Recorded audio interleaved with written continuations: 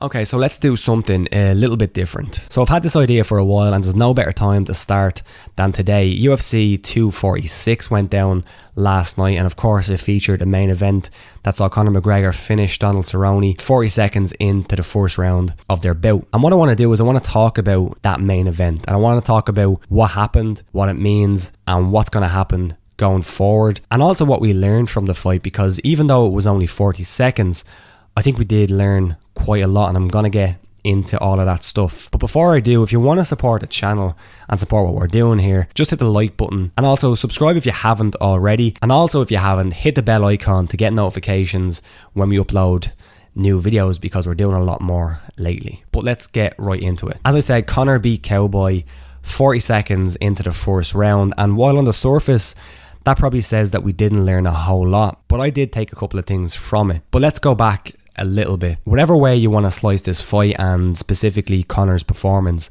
I think we got to say that it was super impressive. But I find that a lot of people, because Conor is so polarizing, they don't want to give him credit when he deserves it. But then you also have another group who don't want to criticize him when he deserves it. And I think if you've watched this channel over the last few weeks, you've realized that, you know, we try to play it down the middle as much as possible. But I think we have to say that off the bat. Take away everything else, that was an impressive performance. But then you can peel back the layers and get into the idea that this was a manageable fight for Conor, which I do understand, and I also did say that going in. And that's no disrespect to Donald Cerrone, and it's also not taking anything away from Conor's performance, because you still got to go in there and do it. But I'm conscious of the fact that style versus style, this was certainly favourable for McGregor. That doesn't mean that it was a gimme, and it also doesn't mean that it was a tee-up, although I think it was as close to a tee-up as you can probably get in the UFC at this level. But yeah, you still got to go in there and do the job, and Conor done the job. And talking about that, you know, this being a favourable matchup for Conor, the reason why that was is because Conor is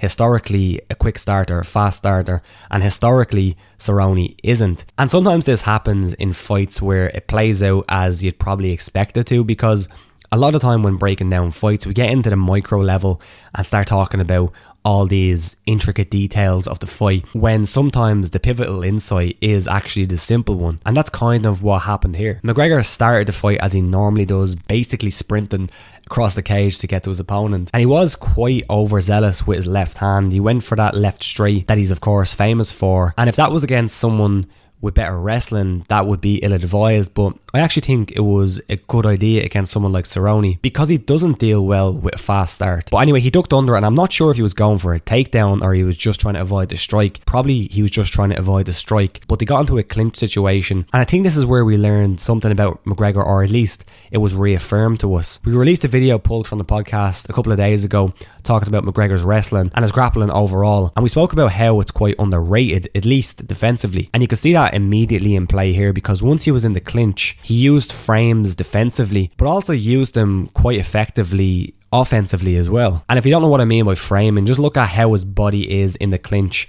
and how he uses his hands and his elbows to create space. And that space was key for those shoulder attacks he landed, which I'm not sure if he's actually done before, at least not to that effect. And then also the knee that he landed coming out of the clinch. And they actually hurt Cerrone, and then once they backed off, Cerrone was in a lot of trouble, because not only is he a slow starter, but he was biting on McGregor's left hand. Even though McGregor wasn't throwing it, I think the fact that he was so aggressive with it as early on as the first punch, Cerrone was looking for it, and that set up the left high kick, which was probably the most damaging shot of the fight. Now, the fact that it lasted only 40 seconds is kind of bittersweet in a way for McGregor, because a quick win is always nice and he made a healthy paycheck, I'm sure, but we didn't actually see much of the improvements that he possibly made in the areas that he was weakest in. And by that, I'm not really talking about grappling, although I'm sure he's made some improvements there, but I think the biggest question was the gas tank. And for people who are skeptical of McGregor going forward, especially if he's going to fight someone like Khabib again, or even Jorge Masvidal, we wanted to see how that gas tank would hold up, and of course we didn't get to that point. So it's difficult to say exactly what we learned from McGregor. He certainly has worked on a few different techniques. Those shoulder strikes were beautiful, although they're kind of a one fight thing, or at least they're not going to be high percentage strikes like the left hand. And I think we got reaffirmed of his competency in the clinch, and also his power, at least against a former 155er. But yeah, we didn't learn too much about the gas tank, and that's still where the worry for McGregor fans would be. But it also just reaffirmed that he's certainly still a viable fighter. And that might sound strange when I say that, because of course he is, but there was still a lot of people questioning how he would look after all the time off, after all the partying, and after not winning for a few years. Now, he's only had a couple of fights, and one of them was a boxing fight, so that's irrelevant. But what I will say is that there still was those questions going in, and he certainly answered them that yes, he can still fight, he can still win fights, and he still looks probably as good as ever. But again, that's kind of difficult to say, just considering how short the fight was, and also considering the opponent. Again, not taking anything away from Cowboy, who's an absolute legend. But I'll also say that now, looking at how that performance played out, and looking at how he looked physically on the scales and in the fight, I think he was certainly dedicated to this one, and I did see some improvements in terms of physicality from some of his other recent fights. That doesn't mean that he's going to be competitive against someone like Khabib again, who I just think is a very, very difficult challenge for him style wise. Almost like looking at the Cerrone and McGregor fight. I think McGregor wins that fight 10 times out of 10. You might be looking at a similar situation with Khabib as well, but I guess you never know. But this 170 thing has opened plenty of options for him now going forward, and he sort of alluded to some of them in the post-fight press conference, but he didn't really say who he wants. The only one that he really made specific comments towards without even being asked was Jorge Masvidal, and I think that could be the fight he wants for a few reasons. So Dana White had a press conference as well, and he's really pushing the Khabib fight. If you haven't seen it yet, Aaron Bronstetter of TSN done a great video where he interviewed Dana White and asked him questions, but gave it in the form of a bet, which, you know, Dana White seems to love gambling, so it was a great way to get answers from him that you probably wouldn't have got if you just straight up asked him. But anyway, in that video, Aaron gave him lines on McGregor's potential next opponent, and Dana White picked Khabib. Right, next opponent for Conor McGregor, we're doing this one again. Jorge Masvidal plus 140. Usman plus 400, Khabib plus 300, Gaethje plus 350. This is the next one after Cowboy. Nate Diaz plus 300, Colby Covington 20-1. Floyd Mayweather 50-1, and the field at 8-1. I'm gonna take Khabib. Khabib plus 300, next fight for Conor. All right. And then in the post-fight press conference, he also brought up Khabib, saying it was going to be the biggest fight of all time, which it probably will be. So you understand from a promotional perspective why they'll go there. And I think Conor wants that fight, but then when you look at where Conor is, and at least what he's saying, I'm not sure if it's the right move for him right now. McGregor's been talking about this whole season thing, and he's been talking about how the opponent doesn't matter. And while I don't think that's true, I think he still wants big name opponents. I do think it's true that it probably doesn't matter as much as it used to, simply because I think he wants to stay active. And the reason why I think he wants to stay active is I think he has realised that his excesses have got way too far, and I think he's the type of guy who, if he's pulled away from training, if he doesn't have a goal to move towards, potentially he'll go off the rails again. And I think that's something that he's actually trying to avoid. So then when I take that into account, and then I look at what he said in the press conference, where he said it's not really names but it's dates I'm looking at, I don't think he's going to wait around for Khabib. I think the most likely scenario where he fights Khabib next is if something happens to Tony Ferguson and McGregor steps into that UFC 249 fight in April. So that's why I think Jorge Masvidal is probably the next guy. I think McGregor's ego also plays into this one, because Dana White famously said that he thinks Jorge is too big for him, and McGregor must have brought that up 100 times since Dana said it. So I think he's actually a little bit pissed off about that, and his ego wants to prove Dana wrong. And then of course Jorge was in the crowd wearing a house coat, which was kind of strange, but it was the same house coat or robe that McGregor wore at the Mayweather fight. I'm not sure what to make of that, but he's clearly looking for that fight, and it would be a huge fight. It'd be very interesting. So I think that's where we're going next. As I said, in the post-fight press conference, Dana White was talking about Khabib. He was also making some interesting comments about where a McGregor-Khabib fight could take place. And one that caught my ear, and actually caught Conor's ear when he was told it, was the UK and potentially a stadium in the UK. McGregor said no, he likes the UK, but if they're going to do a stadium in Europe, it's got to be Ireland, which I do agree with. It makes sense. But of course, you have the curfew problem over here, so I don't know how that would work. And then there was this funny moment at the press conference with Dana White, and it's not really relevant, but I want to talk about it because it was hilarious. It was with Gareth A. Davis, and they were talking about how much the promotion cost from ESPN, and also how much the pay-per-view possibly could have made. And Dana White said you couldn't put a number on it. And then Gareth A. Davis said, I know you can't put a number on it, but can you tell us the number? It just was very funny. Check it out. You can't put a number on that. It's massive. And it's global. The whole world was watching tonight. But when you say you can't put a number on, can we say 2 billion? No. I just said you can't put a number on it. You can't put. It might be more than 2 billion. Who knows what the number is? It's massive. Thank you. That was weird.